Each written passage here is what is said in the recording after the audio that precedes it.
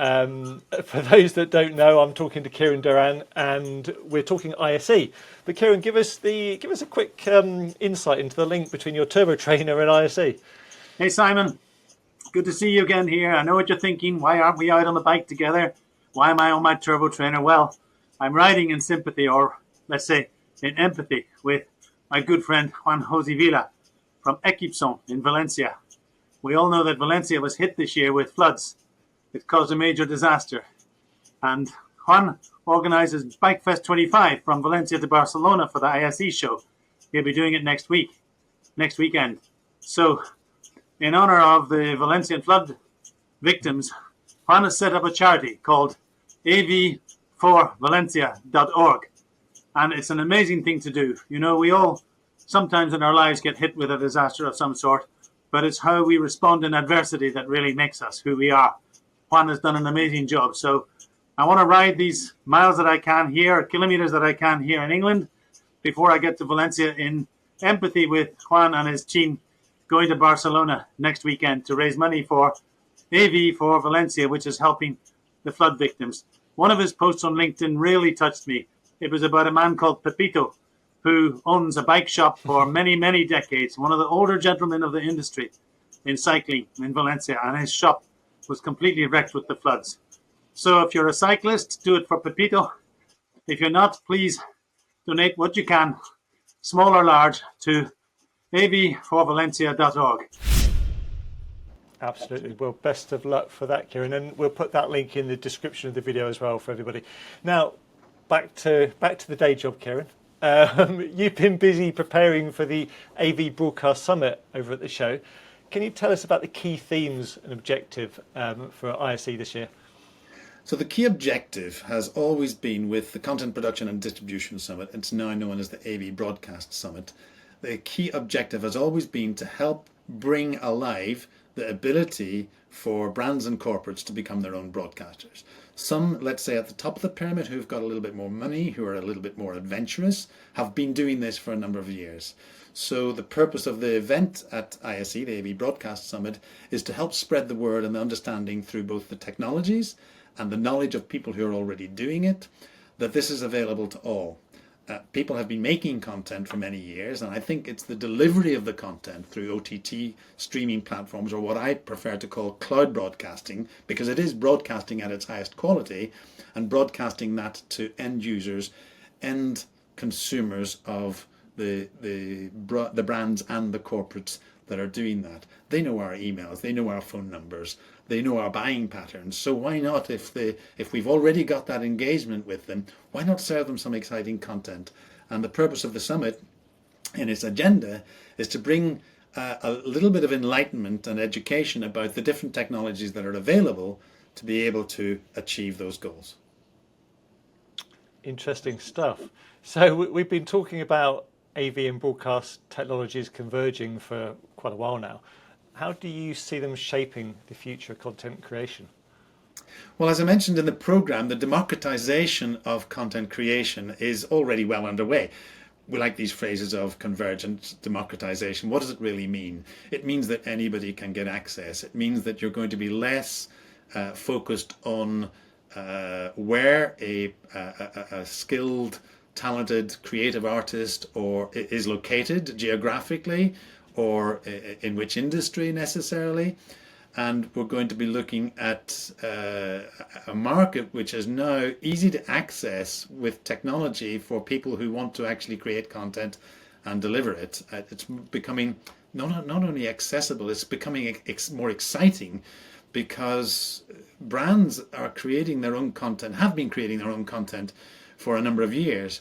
But even though there's new developments in the virtual and augmented reality world there, which are useful and exciting to talk about on the program, I think it's the area of delivery, OTT delivery and cloud broadcasting, that's started to wake people up as to the ability for them to engage their own customers. Customers that until now, they know our phone numbers, they know our email addresses, they know our buying patterns.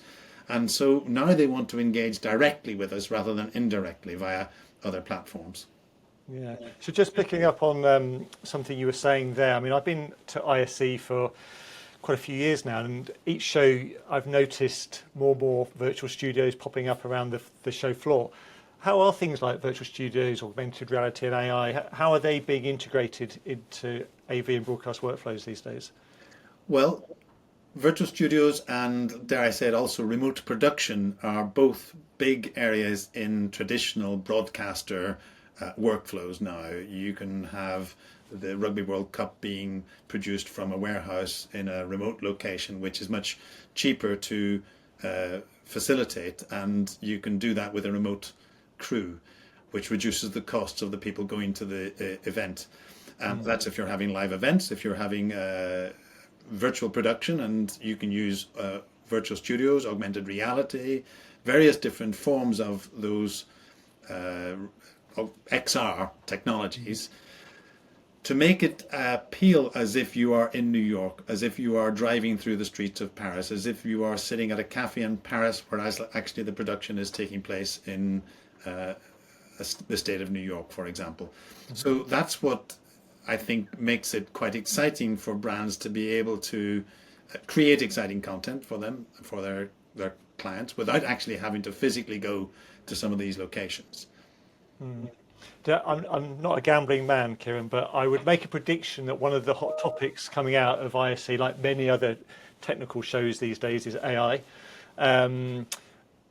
What sort of future do you think AI has in AV and broadcast, particularly in the content creation and delivery side? I think AI is an interesting subject because whilst on the one hand it has been a buzz, let's say, in our industry, AI has been gradually stepping forward in our technologies that we use day to day for a number of years. And we haven't quite seen it as AI, we've just accepted it. You might look at your phone today and find that it's actually telling you the directions of how to get to a meeting. Is that AI, or is it reading your diary and looking at the location and then presenting you with some information? So I'd like to argue that there's a major difference here between AI and machine learning, between machine learning and machine understanding of what you're currently doing. And even within the field of AI, there are different forms of AI. So the question here is not about whether AI will help. It will help, absolutely it will help. But I think our industry is mature enough to realize and appreciate that it is going to assist the humans rather than replace the humans. That's what's happened over decades, over centuries. We've seen that technology comes in to assist. So where you have 5 talented creative people working on a particular workflow, I can see AI moving in to assist those talented people so that 3 or 4 of them can do more of what they currently do in a better way, because the machine or the AI has helped the workflows to a large degree of, let's say, the manual repetitive stuff that computers do well, which we as humans don't. So that's where I can see AI creeping in more and more into our world. I don't think it's like any new technology. I don't think it's going to be a eureka moment, because behind every eureka moment is a lot of hard work to get to that eureka moment. Yeah. So aside from AI then, how do you think corporate organisations are going to benefit from other advancements in AV technologies? From the advancements, we go back to what we've been talking about over the last few years, the introduction of more accessible technologies such as the virtual studios, augmented reality, allowing people to be able to do more without having to move, without having to go places, allow people to be able to deliver more to more viewers by creating better and more exciting engagements. And I think it's a gradual process of companies and organizations coming to a better understanding of what their capabilities are now that a technology is more accessible, and be able to dip their toes in the water and slowly and steadily build their experiences, build their knowledge, and build their capabilities to deliver better content to their viewers. So what do you think, Ciaran, what do you think the biggest challenges that people are facing now in the industry? And I guess also, how is the AV Broadcast Summit addressing those? I think one of the biggest challenges is human. I think the technologies are there. And when I say human, I'm not meaning that we don't have the people with the abilities. We do. But sometimes we're a little bit scared. Sometimes we are nervous about moving forward in a new direction because we're not so confident with either the technologies or with the potential return on investment. And the purpose of the AV Broadcast Summit is to help a better understanding that here's the companies that are doing this. For example, the case study with Mila. Another example, the case study with Miral Productions in Abu Dhabi. Being able to show other organizations that it is not only possible, but your compatriots in the industry are already doing it. Mm-hmm. And so therefore, I think, as ever with technology, the problem is not the technology. It's our own internal reticence or inertia in wanting or not wanting to move forward swiftly. And I think the purpose of the summit is successful in the last few years in encouraging more people to understand and accept that they can actually do this and they really can succeed and get a good return on their investment. Mm. So just by way of a summary, because I know you've already mentioned some speakers and some sessions, but just give us a quick summary highlighting some notable speakers and sessions that attendees should look forward to at the summit. Well, if you don't mind, I'm going to look at the program over here. I already mentioned Luis Hernandez from Black Dragon Capital, who own Grass Valley. We have Chris Evans, who is the chief analyst for the IABM.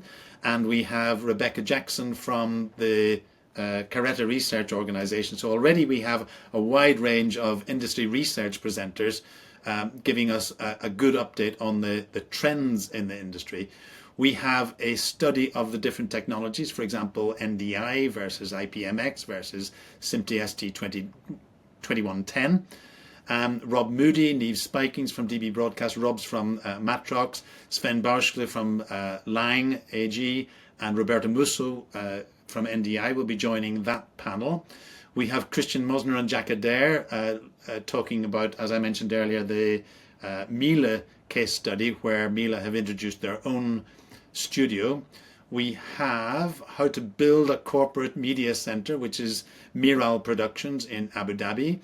Emily Planis from MediaPro will talk about how to bring cinema cameras to the sports world. And if you're a football fan, you might actually recall sometimes where suddenly when you see the goal scorer, you see a really good up-close image, which looks more cinema-like than it does television-like. And that's a really interesting development.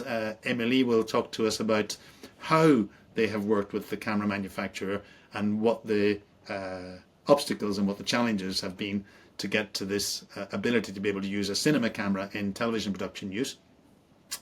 After lunch, we will hear from Florian Gallier, who's from Moses Systems, and Florian's going to give us a very good overview in the world of XR.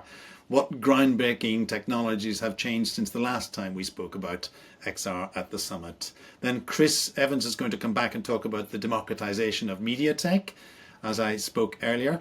Then we're going to listen to a new addition to the summit this year at ISE. Joao Tocha from Digital Azul is going to talk about the risking the power of broadcast for social media using IT and streaming platforms. And that leads us into two other presentations. One from Abby Hemingway, who is a live broadcast innovator, and she has plenty of live productions under her belt to speak about. And then also Valerio Motti is going to join us from Zixi to talk about how he has helped take brands and create a broadcasting portfolio for them. And then we finish up with Stephen Seidlow from Airspeeder, the exciting racing drone, which is a great content creator. If you want to create content for your organization, jump into a drone, race it, and that's one way of doing it. We're not all in that position, that wonderful position to be able to jump into a drone and go into the air. But that's going to be the new Formula One content, as Stephen will talk to us about. And then we wrap up at 5:30. The summit begins at 10:30 in the morning with Luis Hernandez and finishes at 5:30 in the afternoon. Cool. And tell us exactly when this is and where people can find out some more information. This is on Wednesday, the 5th of February at the ISE show in the conference suite upstairs. You can take one of the fast walking escalators and walk-a-lators to get there. It's in C C5.1. Ciaran, thank you very much indeed. That summit sounds amazing, and you can find all the links to what Ciaran will be talking about at the show, together with the fundraiser for the Valencia flood disaster as well. Now, Ciaran, I think we've been chatting enough about ISE. I think it's probably time to put a few more miles in. Yes, I'll get the miles in before I get to Barcelona. I'm ready to go right now. Take care. See you over there.